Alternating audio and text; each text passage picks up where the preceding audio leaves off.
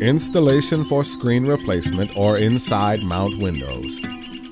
Cut a piece of screen 3 inches larger than the window frame. Push the screen into the channel with the spline, starting at the top of the window.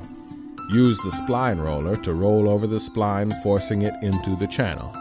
The spline will hold the screen in place as you work your way around the frame. Start inserting the spline across the frame top. Left side.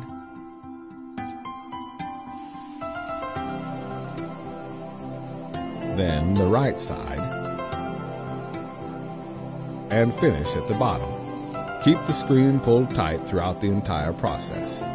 If the screen is not tight enough, remove the spline from one area, pull the screen and reinsert the spline.